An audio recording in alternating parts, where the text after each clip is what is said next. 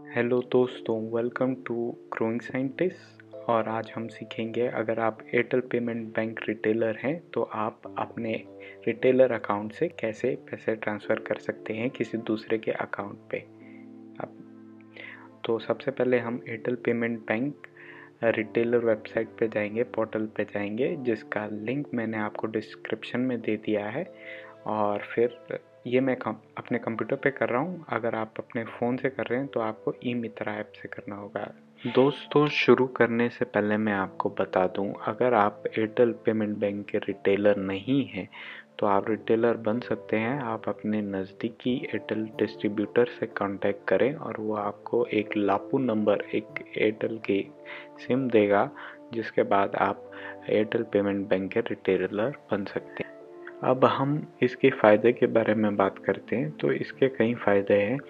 एक तो आप इसे नॉर्मल बैंक की तरह लोगों के खाते खोल सकते हैं और उन खातों में पैसे डाल सकते हैं और लोगों खाता धारक के कहने पे पैसे निकाल सकते हैं। सारी बैंकिंग की सर्विसेज कर सकते हैं। साथ में आप बिजली के बिल और इंश्योरेंस कर सकते हैं और फ़ोन रिचार्ज कर सकते हैं, डीटीएच रिचार्ज कर सकते हैं, जिस पे भी आपको कुछ कमीशन मिलता है एयरटेल की तरफ से। इस वीडियो में मैं आपको दिखाऊंगा कि आप अपने रिटेलर अकाउंट से किसी अन्य बैंक के खाते में कैसे पैसे ट्रांसफ़र करते हैं। वो कोई भी बैंक हो सकता है, एसबीआई हो, आईसीआईसीआई हो, कोई भी बैंक हो, उसमें आप कैसे पैसे ट्रांसफ़र करते हैं। इसका एक सर्विस चार्ज लेती है एयरटेल, जो कि होता है 10 रुपये 1000 रुपये ट्रांसफ़र करने पर। और इस पे आप अपना कमीशन भी ले सकते हैं इसके ऊपर, सर्विस चार्ज के ऊपर। तो चलिए अब हम ध्यान से देखते हैं कैसे हम ट्रांसफ़र करते हैं पैसे किसी अन्य अकाउंट में। तो सबसे पहले हमें यहाँ पर अपना लप्पू नंबर और पासवर्ड डालना है और लॉगिन दबाना है। लॉगिन दबाते ही आपको आपके पैसे दिखेंगे आपके अकाउंट में और आपको मनी ट्रांसफ़र पे जाना है। मनी ट्रांसफ़र पे जाकर आपको यहाँ पर एक मोबाइल नंबर डालना है, जो कि आपके पास जो पैसे जमा कराने आया है उसका मोबाइल फ़ोन नंबर आप यहाँ पर डाल सकते हो। ये नंबर डालना यहाँ पर अनिवार्य है और इसका बाद में ज़रूरत भी पड़ती है, क्योंकि इस नंबर पे पैसे ट्रांसफ़र करते वक्त हमें ओटीपी आता है। तो अब हमने नंबर डाल दिया है और आप नीचे देख सकते हो प्रोसीड वाला बटन लाल हो गया है। इसे हम दबाएंगे तो ये आएगा, ये खुलेगा आपके सामने। तो अब हमें यहाँ पर आप देख सकते हो मेरी पहले से बहुत सारे लोगों की लिस्ट बनी हुई है। अगर आप ये पहली बार कर रहे हो तो आपको ये नीचे पेई लिस्ट नहीं दिखेगी और ये आपको ऐड बेनिफिशियरी वाला बटन दबाना है। ऐड बेनिफिशियरी बटन दबाते ही आपको बेनिफिशियरी जिसके खाता धारक के खाते में पैसा डालना है उसका नाम डालना है, जैसे मैं यहाँ पर नाम डाल रहा हूँ, और फिर उसका बेनिफिशियरी मोबाइल नंबर डालना है। बेनिफिशियरी मोबाइल नंबर ज़रूरी नहीं है कि उस खाता धारक के खाते से लिंक हो। आप उस खाता धारक का कोई दूसरा मोबाइल नंबर यहाँ पर डाल भी सकते हैं, बस ये उसे मैसेज देने के लिए हम डालते हैं। तो अब हम बैंक सेलेक्ट करेंगे, सेलेक्ट बैंक वाला बटन दबा के आप देख सकते हैं एक बैंक की बहुत लंबी लिस्ट है। हम इसे नीचे कर सकते हैं इस लिस्ट को। तो ये लिस्ट बहुत बड़ी है। अब हमें स्टेट बैंक ऑफ इंडिया ढूंढना है इस लिस्ट में, क्योंकि खाता धारक का बैंक है स्टेट बैंक ऑफ इंडिया। तो मेरे को यहाँ दिख नहीं रहा है, तो मैं अपना कीबोर्ड यूज़ करके ST लिखूंगा। तो state bank of Bikaner and Jaipur दिख रहा है, स्टेट बैंक ऑफ हैदराबाद दिख रहा है, स्टेट बैंक ऑफ इंडिया भी है, उसे दबा लेंगे।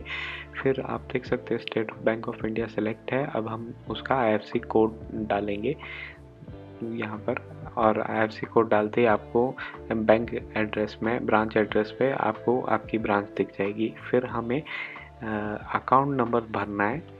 ये हम अकाउंट नंबर भर रहे हैं खाता धारक का, और उसके बाद हमें फिर से री एंटर करना है अकाउंट नंबर। पूरा अकाउंट नंबर डालने के बाद, मैच होने के बाद, ये लाल बटन आपको प्रोसीड का दिखेगा, जिसे आपको दबाना है। प्रोसीड करने के बाद आपको ऐसा साइन दिखेगा, उसके बाद OTP मांगेगा जो कि पैसा जमा कराने आदमी आपके पास आया है उसके मोबाइल पे आएगा। आपको वेरीफाई करना है, OTP डालने के बाद वेरीफाई दबाना है और फिर अपना एमपिन डाल के वेरीफाई दबाना है। वेरीफाई दबाने के बाद आपको ये फिर से साइन दिखेगा और आपको बेनिफिशियरी वेरीफाइड सक्सेसफुली आ जाएगा। आपको सेव करना है, उसके बाद सेव करने के बाद आपको बेनिफिशियरी एडिट सक्सेसफुली को ओके करना है। ओके करने के बाद आप देख सकते हैं यहाँ पर पे लिस्ट में आपको खाता धारक का नाम, उसका खाता नंबर और IFSC कोड दिखेगा। यहाँ सबसे ऊपर जहाँ आप देख सकते हैं यहाँ पर कट्टू आहिरबार नाम से मेरा खाता धारक का नाम यहाँ पर जमा ऐड हो चुका है मेरे पे लिस्ट में। अब हम आगे जाए इससे पहले मैं आपको बता दूं अभी तक हमने क्या किया। अभी तक हमने इस खाता धारक के अकाउंट को वेरीफाई किया और इस प्रोसेस में 1 रुपया जो है हमारे खाते से उस खाता धारक के खाते में चले गया, उस चेक करने के लिए कि ये खाता असल में है भी कि नहीं है और उसी व्यक्ति के नाम से है भी कि नहीं है। जैसे कि खट्टू आहिरवार यहाँ पर दिखाई दे रहा है, ये उसी नाम से खाता है भी कि नहीं है। तो वेरीफाई करने के बाद हमें यहाँ पर पे लिस्ट में हमें वो खाता दिखाई देता है। तो अब इस खाते पे 1 रुपया पहले से जा चुका है। अब हम बाकी की राशि जमा करेंगे और ये वेरीफाई भी हो चुका है। अब बाकी की राशि जमा करने के लिए हम इसी को दबाएंगे, खट्टू अहिरवार को दबाएंगे तो ये स्क्रीन खुलेगी जहाँ पर IMPS मोड पहले से सिलेक्ट है। IMPS का मतलब होता है तुरंत ही पैसे भेजना और आपको बाकी सारी डिटेल्स भी दिखेंगी, अकाउंट नंबर भी दिखेगा, IFSC कोड भी दिखेगा खाता धारक का। और अब आप एंटर अमाउंट में जाके बाकी के, जैसे मेरे को 5,000 रुपये ट्रांसफ़र करने थे, 1 रुपया पहले से ट्रांसफ़र हो चुका है वेरीफाई करने में, तो अब मैं 4,999 रुपये यहाँ पर भरूँगा और इसके बाद मैं गेट चार्जेस बटन को दबाऊँगा। ये जो आपको ऊपर दिख रहा है ये डिटेल छुपाने के लिए मैंने किया है। आप देख सकते हैं जैसे कि गेट चार्जेस दबाने के बाद यहाँ पर आपको टोटल जो पैसा आपका कटेगा वो दिखेगा 50 रुपये, मतलब कि 5,000 रुपये पे 50 रुपये एक्स्ट्रा और कटेंगे। एयरटेल के सर्विस चार्ज कटेंगे 50 रुपये। और यहाँ पर आप देख सकते हैं नीचे एक पॉलिसी एयरटेल भेजने की कोशिश कर रही है मुझे मेरे नाम पे 129 रुपये की। अगर आप इसे भी सिलेक्ट कर लेते हैं तो 129 रुपये और ऐड हो जाएंगे, तो टोटल आपके इतने पैसे कटेंगे। तो हमें ये पॉलिसी अभी नहीं लेनी है और सीधा प्रोसीड का बटन दबाएंगे हम। तो प्रोसीड करने के बाद आप अपना एम पिन दोबारा से डालेंगे और सेंड मनी करोगे। सेंड मनी करते ही ये थोड़ा टाइम लेगा वैसे ही, और आपकी जो रसीद है वो रसीद दिखना शुरू हो जाएगी पूरी डिटेल्स के साथ। तो और आपको दोनों मोबाइल नंबर पे जो आपने दिया था, जो पैसा जमा कराने आया था, उसके फ़ोन नंबर पे भी SMS द्वारा कंफर्मेशन मिल जाएगी और जिसका आपने फ़ोन नंबर दिया था खाता धारक वाली जगह पे, वहाँ पर भी उस नंबर पे भी कंफर्मेशन आ जाएगी पैसा जमा होने की। तो और आप यहाँ से प्रिंट भी कर सकते हो रिसिप्ट, प्रिंट रिसिप्ट वाला बटन दबा के।